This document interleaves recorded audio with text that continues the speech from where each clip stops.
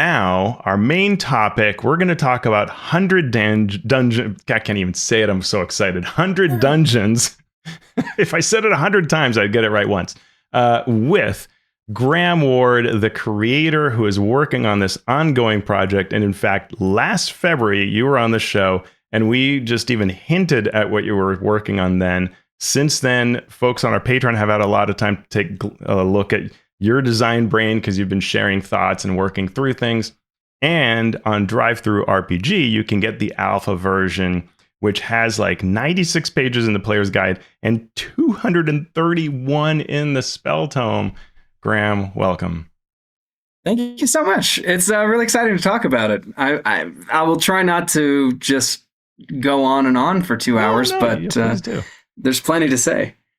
Yeah, I mean, well, let's start with the obvious one, which is what is 100 Dungeons, and at a broad level, why is 100 Dungeons here? What caused you to take an interest in this type of an RPG, given the design space, which I know you know a lot about the industry? Kind of what excited you to create this here now, and what is it?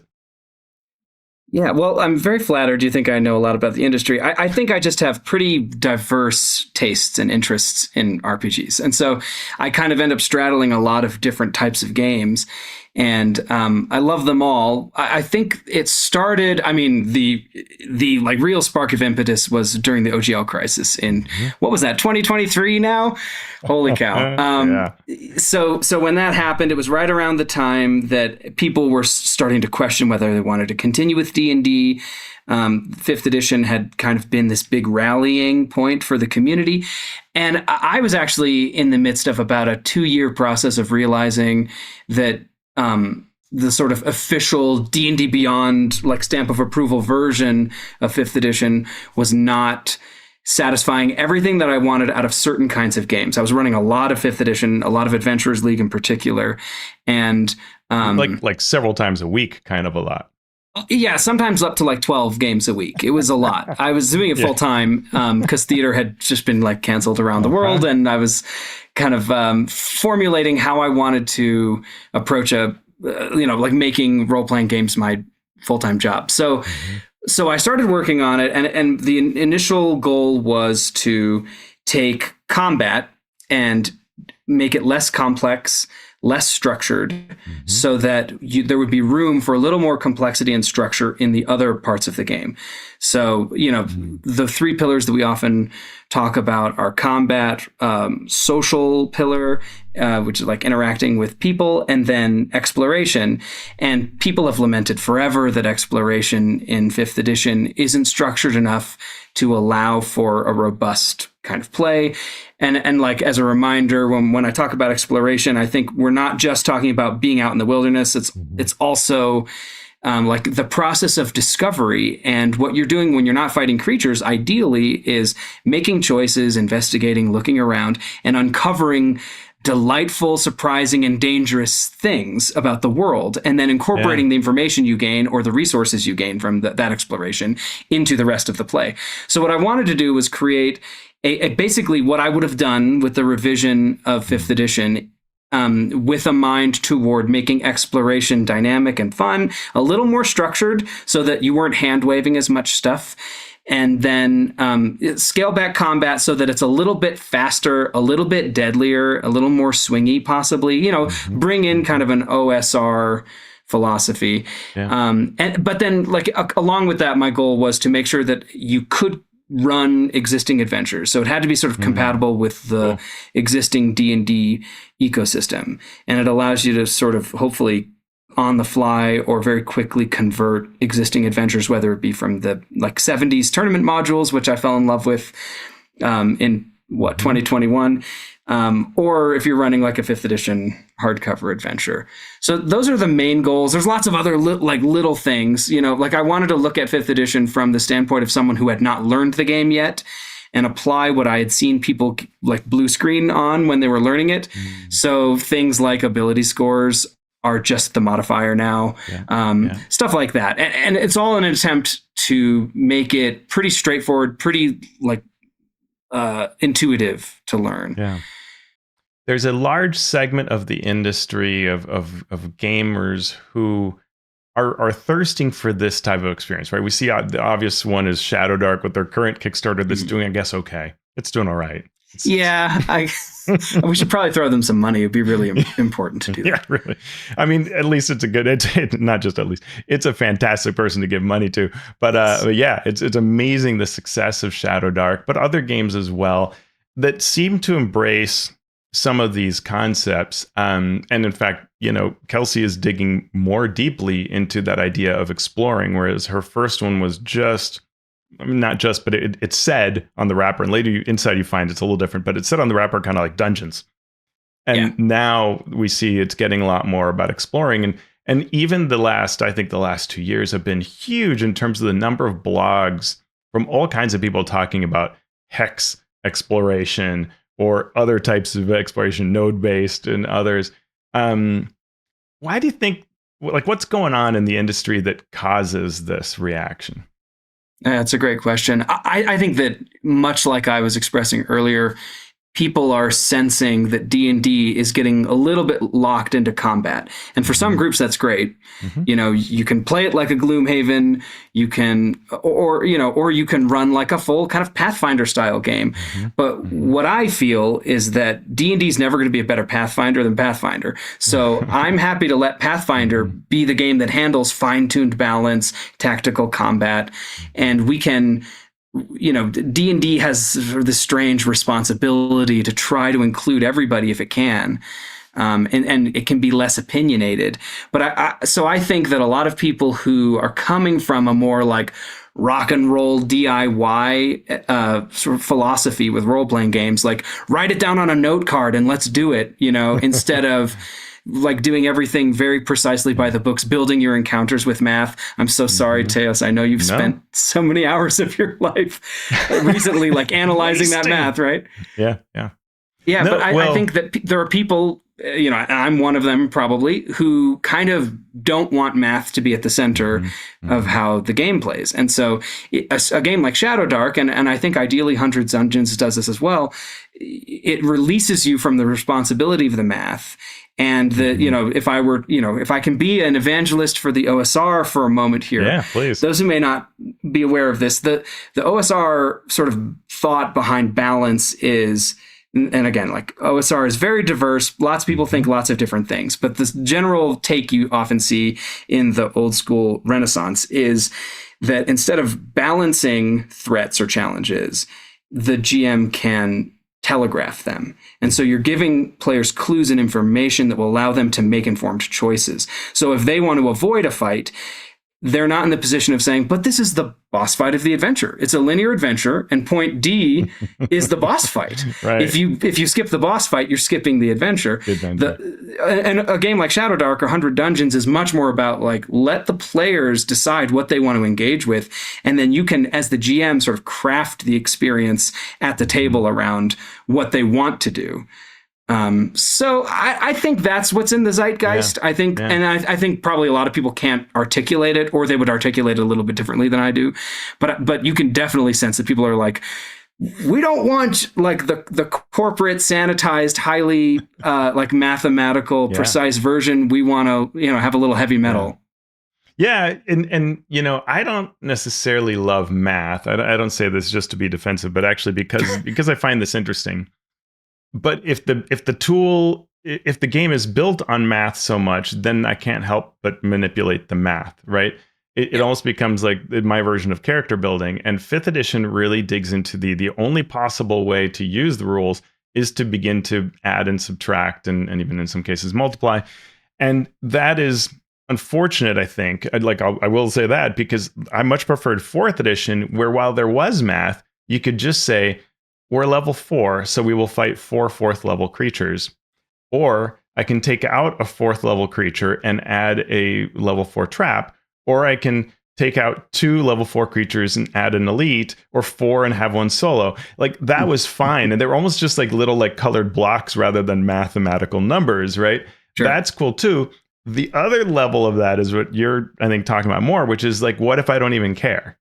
And I can just swap things in. And I'm doing that in my current campaign. with mixed results, I'll say, right? That like you just, what monster would you like? Here's the entire RPG's worth of monsters. Pick one. There's no guidance. What is this guidance you're talking about, or CR? Mhm. And what's funny is, the fights tend to be really easy until the monster is immune to magic. And then it kicks everybody's butts. And sometimes I'm having the number of the monsters that the adventure said to add because it's just like completely absurd. And so I like somewhere in between, right? Somewhere in between there. Sure. Yeah, and I think where we draw that distinction is sort of a matter of taste. What I think is really interesting is how OSR, the OSR community, the lifeblood really is adventure content.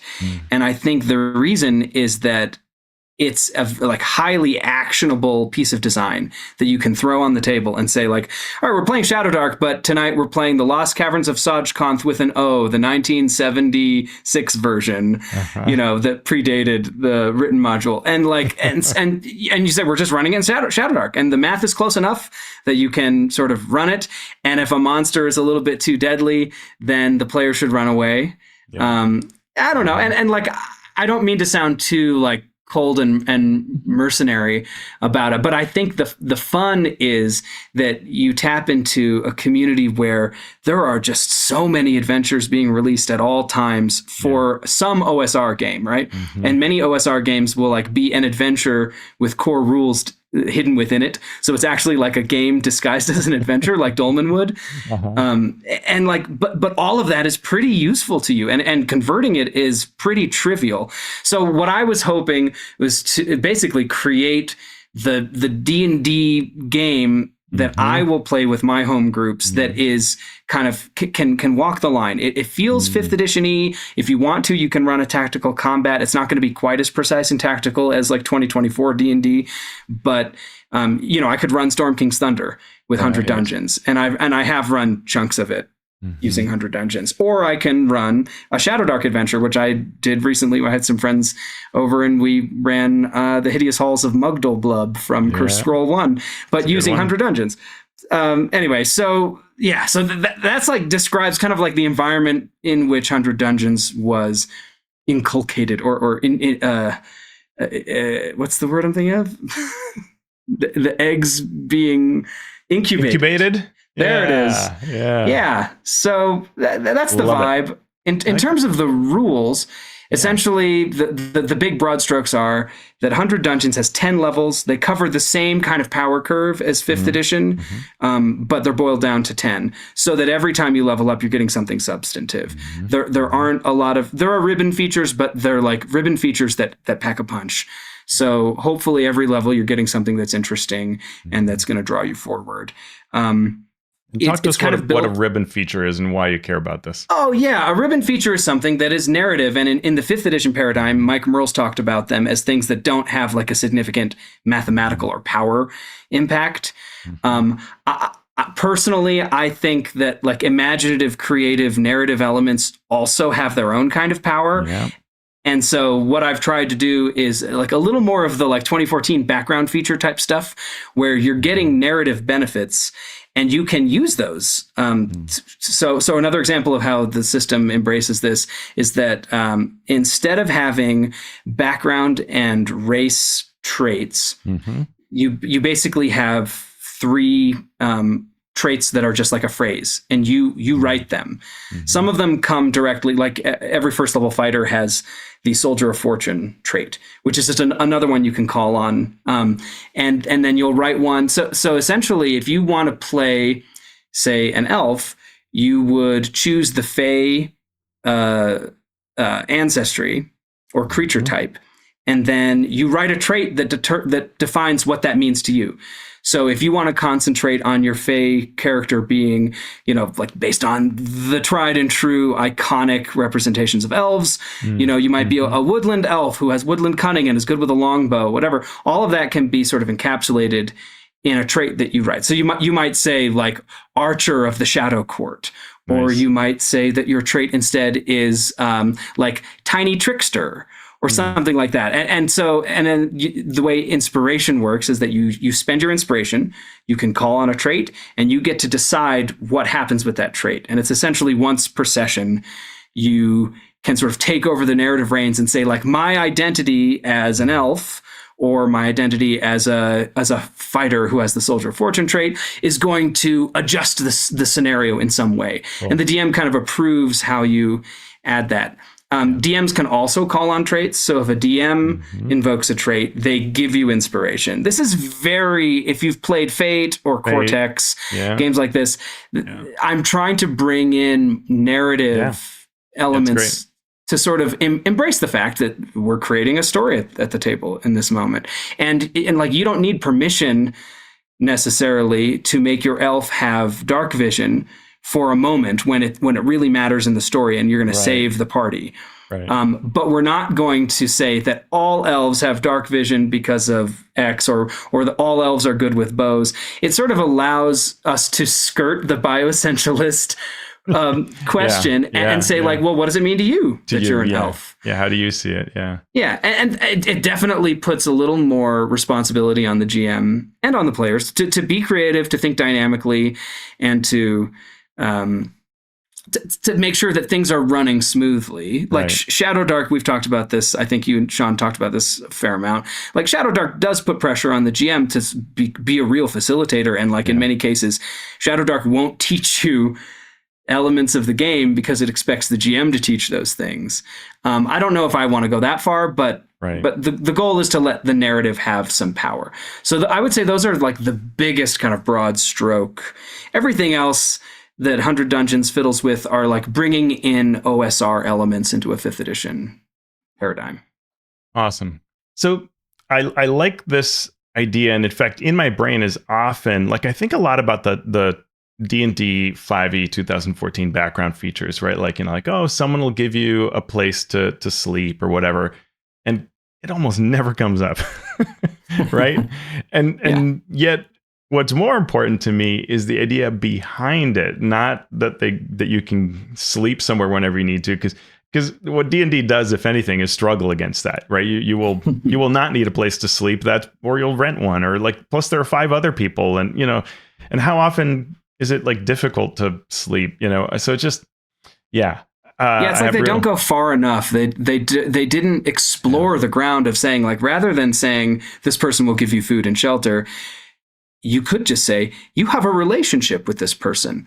Why don't you define an NPC who is a member of this faction, who is your contact? And you can reach out to them, or, like, dare I say, in 100 Dungeons, you would invoke them like they were a trait and leverage that, like, little narrative bit to give you something that you need in the moment. And to me, it's always more obvious in the moment when you need something, what form it should take, which is why I really love the approach of invoking a trait, because you can interpret it and you can say, all right, how can I make my relationship to this thieves guild work for me in what I need right now?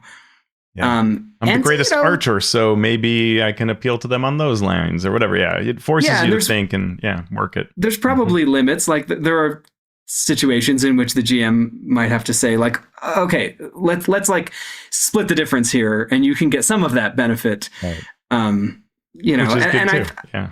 I think leveraging the human brain as like the most powerful thing at the table, especially if you have 4 or more of them, is a great thing. Yeah. Now, you made fun of math, but I saw a blog post on. I'm kidding, but you made a blog post all about the math of 100 Dungeons, and you talked about Tom Dunn. And so, what did you actually do when you were looking at that math, and what conclusions did you reach that impacted your system? That's a great question. So I am not a math personality. Like, math is not intuitive to me. But what I wanted to do was create a framework on which I could build kind of the expectations of how classes should perform as I was designing the classes.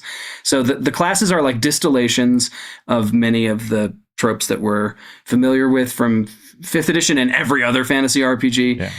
But what I've tried to do is like move things around, solve problems where I saw them, and kind of like distill, condense, and intensify what the classes are doing. So in order to do that, I had to figure out like how much damage should they do on a round, and like, is a rogue doing sneak attack going to line up with a paladin smiting, and like those things. If you're going to change the math at all, from like the 5th edition mathematical framework, then like you kind of have to do it all from scratch almost. Right. So what I did was I laid out a chart that was basically, I did a little bit of guess and check, but I eventually got it to a place I was happy with, where I was plotting out how can each class nova in one round of combat. So what's like the max damage that I can make this class do in one round? If say it's the first round and I have all my resources. And then I plotted that for levels 1 through 10 for each class. And I kind of examined where I thought it was going too high. And then I would look at the design and figure out what I needed to adjust. One example would be that the wizard did the most damage out of everybody at every level. And I was like, this is not right. So I ended up, and part of that is a function of I had scaled back class advancement damage, but I did not, and hit points and stuff, because there's only 10 levels. It's just sort of inherent in the structure that I had set up. So, but I did not scale back the spell damage. So then I realized, of course, I need to scale back the spell damage so that it's commensurate with the progression that I want. And so you get little things like Burning Hands deals 1d8 fire damage, or like a fireball definitely does not do 8d6.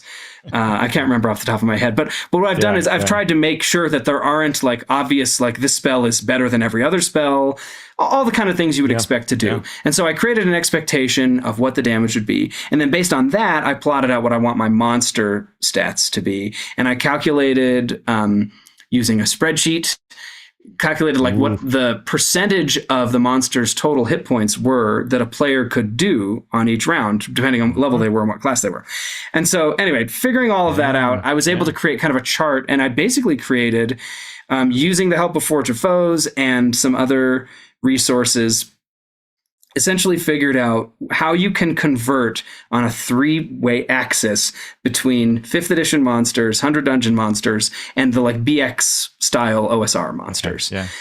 Some of this may end up adjusting as I've been playtesting it a lot. For example, like really early on, I released that version of the rules, and then I realized that level 1 monsters, which are like the equivalent of CR 0 to 1, it's a pretty big bucket. Bucket to put things in. But I realized that they just didn't have enough hit points. They were going, my level 1 players were hacking through stuff. And I was like, that's weird. A little much, One element that came in, again, was like the narrative power in the system was outbalancing the mathematical power. So like level 1 characters looked very fragile on paper, but the fact that they could call on inspiration and that they had the ability to manipulate the circumstances, let them survive much longer in a fight. You know, say like if I had one fight that was like 2 bugbears and 3 hobgoblins against a level 1 party, and the level 1 party managed to split them up and pin them down and massacred them without losing anybody. And I thought, okay, something's very wrong. So anyway, I've been adjusting the math as we go. But I think what I want to do, as I'm currently working on the monster stats, what I would like to move toward is having a very, very easy rule of thumb rubric. So I may adjust some of the math so that basically a monster's hit points are 10 times its level. Okay. And its defense is 10 plus its level. Okay. And its attack bonus is also 10 plus its level, or the difficulty of a roll that you need to make against it, like its DC. So, and I think what I want to achieve here is that it's very easy to say like, oh, it's a level 5 goblin. I'm just going to make a level 5 goblin, and the math is so fast you could write it down on a note card, and then provide optional features. And you can say like, here's a list of 10 goblin actions, and you like pick 1 to 3. And there's your goblin. And it's a little more, like I said, DIY. It's basically saying, like, what if the rules assumed you were taking the Forge of Foes approach, is basically what I was doing. So that's currently what I'm working on. What I'm battling is the idea that there's, like, people really like having a stat block. And they like that distinct chunk of rules that they can, like, pick up, copy paste into a document or print out or whatever. So anyway, I'm working on that. I always felt like the 5th edition monsters were intended to be hacked constantly. Like, I think the 2014 rules assumed that you might take away their shield, or you might give them a magic weapon, or whatever. You might give them a level of fighter or something. Yeah. You know, there was sort of this assumption that you would play around with them, which is why the monsters so often were complained about as being too basic. Too basic, yeah. Yeah. And they have things like their hit dice and alternate hit points, and the gear kind of mattered. Yeah, that's interesting. 100 Dungeons, you have a number of other kind of interesting core features that you've mentioned in your blogs, like the modes of play, the concept of equipment slots, making spells have high utility. You want to talk to me and everybody listening through some of those? Sure, yeah. So the modes of play are basically saying, hey, we have a rule structure for combat. Why not have a rule structure and turn order for things like wilderness exploration and dungeon crawling? The dungeon crawling one is very freeform. It's kind of Shadowdark-esque in that you pick whoever has the light source, whoever wants to go first in the marching order will go first, and you just go around the table. And it gives an opportunity to let people have an opportunity to think about what they want to do, because often what happens in 5th edition games, which I learned a lot in organized play, is you have 4 quiet players and you have 1 player who's not afraid to talk, and they run the whole dungeon crawl because they're not afraid to talk. Yeah. So I do really enjoy, I think I played Shadowdark before I came up with this concept, but I really enjoy the round the table, and it doesn't have to be rigid. You can say, like, all right, we're going to skip over to Teos because he's got an idea about what he wants to do, or you can like let time pass or whatever. But yeah, so the dungeon crawling, essentially, it's the give and take of inspiration is kind of how it functions. So when you enter a new area, there are going to be traits that define that area. Not every area has to have traits, but say you walk into a room and there's a concealed spinning blade trap. Now, you're not going to say the trait is spinning blade trap right away, but you might say there's like a metal strut embedded in the wall. And so what I'll often do is if I'm on a VTT, I'll just write it down on the map. If I'm at the table, I'll write it down on a note card and I put it out. And these are traits that players can invoke or the DM can invoke. And so if it might be something like the room smells bad, or it's totally dark beyond this doorway. And players might think of ways that they can use those things. Or you might say, like, there's a pile of broken scissors. And that's like a classic OSR style resource where, like, you have a pile of broken scissors. You think of something that might be interesting. The adventure designer, have not determined what that's going to do for you, although I might have some ideas. And so essentially when the players make a choice that might trigger a hazard of some kind or something surprising, the GM can invoke the trait, give inspiration to the player who's most affected by it. And in this case, your spinning blade trap would whip out of the wall and they'd have to make a roll to avoid damage. Gotcha. So that's like the basic flow of how the dungeon crawl aspect. That's called the dark. And every turn is basically 10 minutes. So everyone has a chance to go around the table and say what they're doing for around 10 minutes of time. And then you can kind of adjudicate, like, if it needs to happen in a slightly different order or how those things happen. Then, of course, we've got combat is pretty recognizable. It's not too different. Instead of taking bonus actions, the way I've solved that for my taste is you either take 1 action or you take 2 quick actions. And quick actions they'd include things that like would normally be a bonus action, but they also include object interactions. And things like dodging and unarmed attacks are quick actions. So you get a little bit of the Baldur's Gate 3 thing where like you're like, well, I used 1 quick action. What's something useful I can do? Well, I can dodge, or I can kick them, try and knock them off the roof. You know, you get a little bit of that decision making. That came from the mech game that's based on 4th edition, which is called... I've played it Emerald? 2 times. No, it's I'm sure everyone listening to the podcast is thinking of Lancer. Oh, Lancer, Lancer RPG, where you're a mech pilot, and so that's where I got that idea. But I hear about it a lot. I love the idea of 1 action or 2 quick actions because it makes your decision making so much faster. You don't get caught in the position where you're like, well, I used my action, I did 1 thing. Now I need to think of what to do with my bonus action. Otherwise, I'm leaving money on the table. So it helps a lot. So that's kind of the main thing with combat. And then the third mode of play is the wild, where you're doing either wilderness exploration or wilderness travel, where you're just trying to get distance. and basically there are actions you can take. So you might, instead of taking roles like some games, assign the role to a party member. Instead, you say, this round I'm going to guide. This round I'm going to scout. This, and what have you. And there's like a list, just like there is for combat, and each round is a day. And it's pretty recognizable if you've done hex crawling. But I've tried very hard to distill it down. It's like 2 pages, or it might be 3 pages of rules. So it gives a little bit of structure to that. And the reason I wanted to include that as a mode of play was that I really strongly believe in the structural setup of, you have a dungeon, you have the land surrounding the dungeon, and somewhere in there you have a settlement where it's safe. And you have this kind of like 3-piece setup where there's locations you go out to that are not safe, and then the time in between those locations, you can go back and forth as much as you want, but it's risky. Thinking about that, so, with, you talked about being able to play like Storm King or play some other 5th edition adventure, which is awesome. Those adventures often assume you're like never coming back to where you started, Sure. Which I think a lot of times when I think of, and OSR play can certainly be that way when it's just like a one shot or whatever, or you're like, in the Isle of Dead kind of thing, but Dread, but you can, but it can also be this idea of, we're in that village and we're checking out what else is on the map, and that builds your kind of life, right? It's like it starts filling in the whole map of where you are. Did you have thoughts about that, of that idea of wanting to be like, does this game want you to be more and like declare where you're from and keep connected to it, or is it both? Or I think it's flexible. I think there's value in feeling like you have home turf, and that expresses itself differently depending on the group's taste or what the style of adventure is.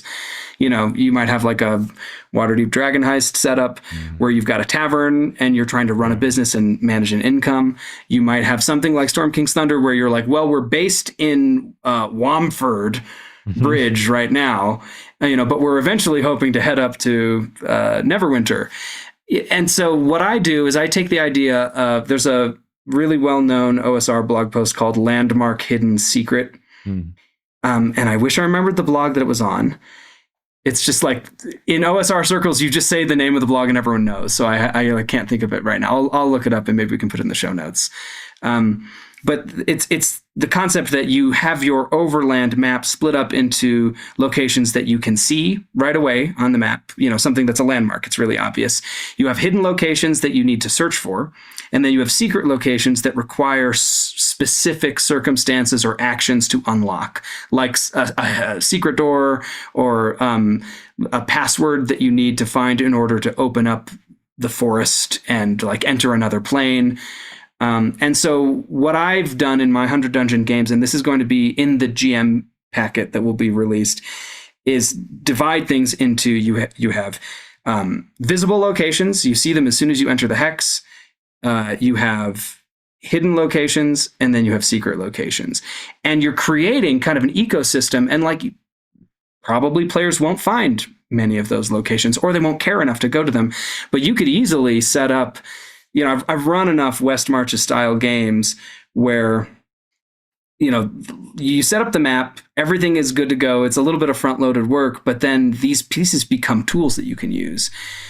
And, you might like have a random encounter, draw them on a trail toward one of the locations that you would like them to try out. But if they don't choose to go there, then maybe they'll go to the hideous halls of Mugdalblub instead. And so I really believe in the sort of like campaign map adventure. That's not to say that you have to do that with 100 Dungeons, but I think like the default state, rather than being buy this $50 book that will tell you everywhere to go, instead, the default assumption is what I think even Wizards has sort of realized in their surveys, which is most groups are trying to drop in interesting things into their own homebrew map. Right. And so I'm trying to maximize the ability that people can say, like, I'm going to take this dungeon and it's in hex A3 or whatever. And we can still run it as though I assume they're going to go there because I've given them all the little prods and carrots and sticks that they need to go to that location. But the setup allows flexibility. So if they don't go there, I can say like, all right, no problem. They're going to go to Wamford Bridge instead, and they'll fight, spoiler. Yeah. Yeah. Awesome. I think I found it if it's DIY on dragons. Yes, thank you. Yeah. Awesome. That's it. That's cool. I think I read that long ago and I have to read it again. Can I talk about one more yeah. mode of play? Please. So the last mode of play is recuperation. Yes. And it really is meant to, and I bring this up, Teos, because you are a big fan of the idea of like downtime and stronghold, like home base building. That is really like what that mode of play is all about. So there are, similar to downtime actions, or like the way I've described combat and the wild also have their like default list of actions. There are actions you can take, and each one costs 1 gold. And gold in 100 Dungeons is a little more valuable than it would be. Like you'd have to convert down to make a 5th edition setup make sense. So like if you're below level 3, 1 gold is like actually fairly expensive. Okay. I've had some groups that are like, we don't have 1 gold, and then other groups that have tons. So it sort of depends. But you spend a gold and you commit to an action that you want to take, and you could do things like gamble, craft, research, all those sort of typical things we expect. But then it's only during recuperation that you can gain experience points and that you have a guarantee of getting a long rest. So again, you have this setup assumption is that you're going to be going through all these modes of play to reach an adventure site, explore it, bring some kind of either treasure or other thing back. And it's only when you get to the recuperation that you're allowed to take a breather and say, now we can rest. Yeah. And you declare how many days you want to recuperate, and you take actions. Like one of the actions is the recuperate action, which is the only way to get rid of drained hit points or drained ability scores, that kind of stuff. So like it makes those things really feel like, I have one player in one game, her character has been drained down to 5 max hit points for like 3 sessions. Oh, wow. But she's got some magic items. She's like staying in the back line and then popping out and doing interesting stuff. Like she's finding ways to have a great time. But she's got this looming like guillotine over her head the whole time, which is, in my opinion, very fun. But she's really excited. They just got back to recuperation. So she has taken the time to like gain her hit points back. Yeah. And it's at that just point. For context, like what is her normal hit point level? It's a good question. I think like 20 something. Okay, yeah, that's significant. Yeah. I was impressed. One of the things, I've only played Pirate Borg, I think 2 times, but both times I played, I had a character with very few hit points, and I was impressed how long I could live because of various things I could do, but always knowing I just might not pull that off.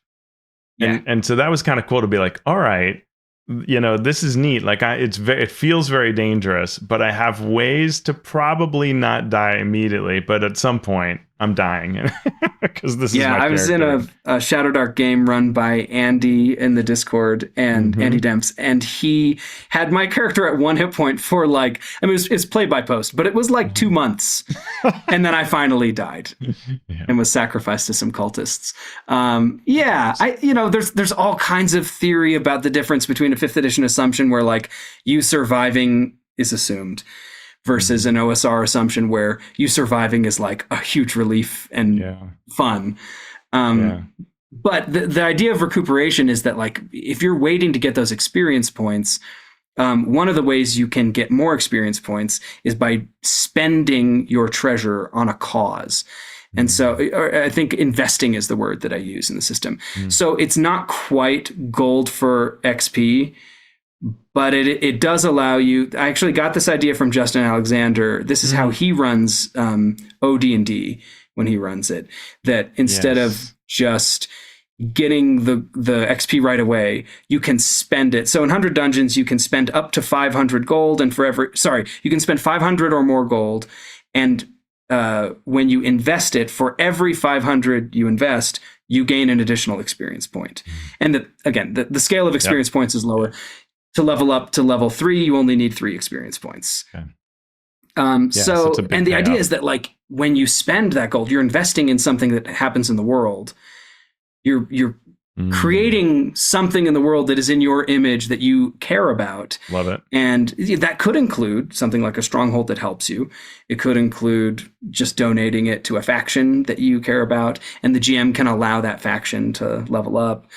So that's the idea. That's awesome. Love behind it. recuperation. Yeah, and there are a number of neat things you do, which we can see in other OSR works. You've got your take on like equipment, and lighting and things like that. But I know our time is drawing Sure. to a close.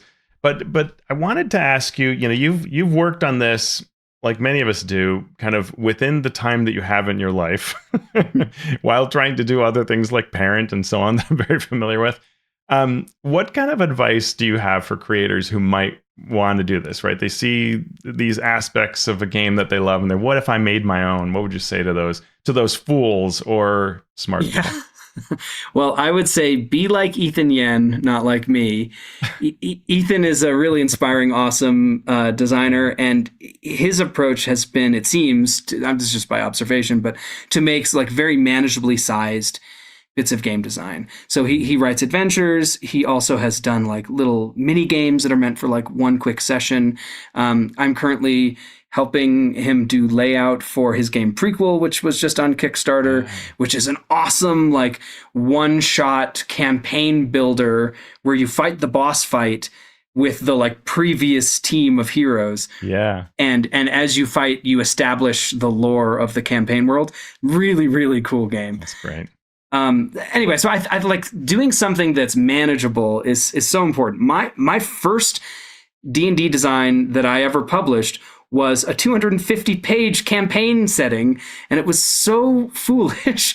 But I mean, it was a labor of love, right? And in that case, I was working on it just during my day-to-day life. And so I think there's a balance between working on what gets you excited, like what do you want to see in the world, but also taking little bites that can give you a feeling of success and completion. Yeah. And it's a really hard balance to strike. I am not great at it. I'm discovering as I'm jumping into monsters, like my first draft of monsters, it took me like 2 days to do 3 monsters. Yeah. And I was like, I cannot do this alone. Yeah, you can't go for the rest of the time. So, it made me switch my approach, and now I'm attacking it from a slightly more manageable structure. Yeah. That's my advice. I think that people should work on the things that they want to see in the industry. Mm-hmm. Granted, if you're someone who's getting paid, this is probably not advice for you because it's just a different setup. And like I do bounce around a lot of freelance projects. Maybe a couple of them I'll get to mention at the end. Yeah, well, I mean, please go right ahead. In fact, I was going to say, tell us a bit, because you've been involved in a wide swath of projects and RPGs. Yeah, I've been lucky enough to work on a lot of stuff in the last couple years. So I've written a couple adventures for Bald Man Games for their Moonshay Isle storyline.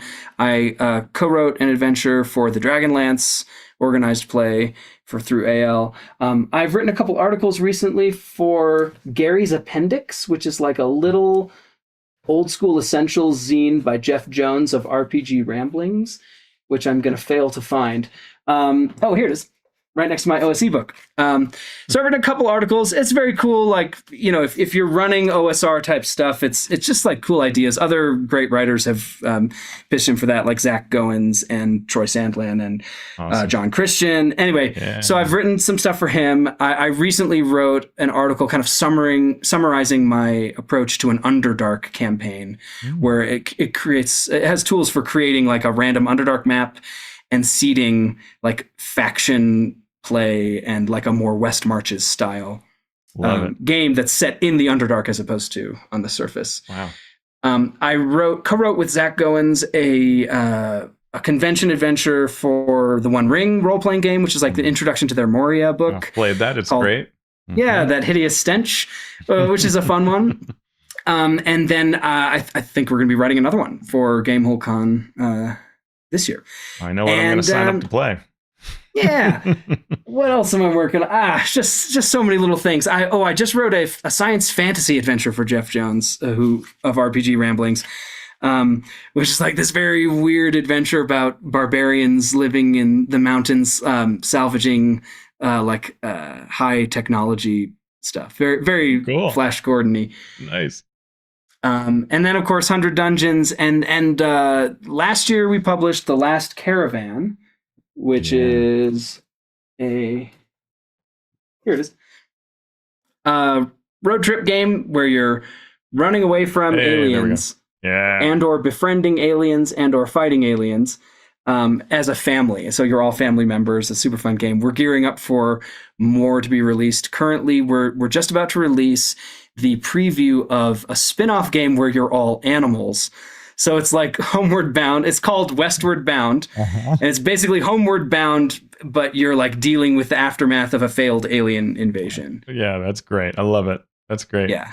Anyway, no end to stuff. That's the best part of our hobby. It's been a great couple of years. Thank you for letting me talk about it a little bit. Yeah. Well, and if folks want to hear more, want to learn more, what are the best places to hunt you down?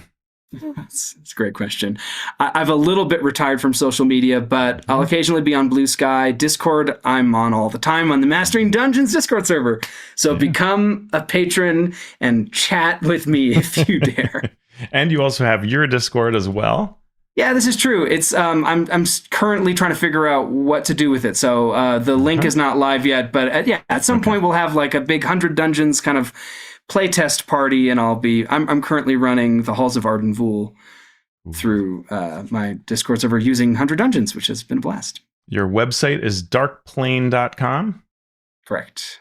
And then you've got drive-through and DM's Guild links that we'll have in the show notes where you can find all of your cool stuff you worked on. Anything else? Did I miss anything?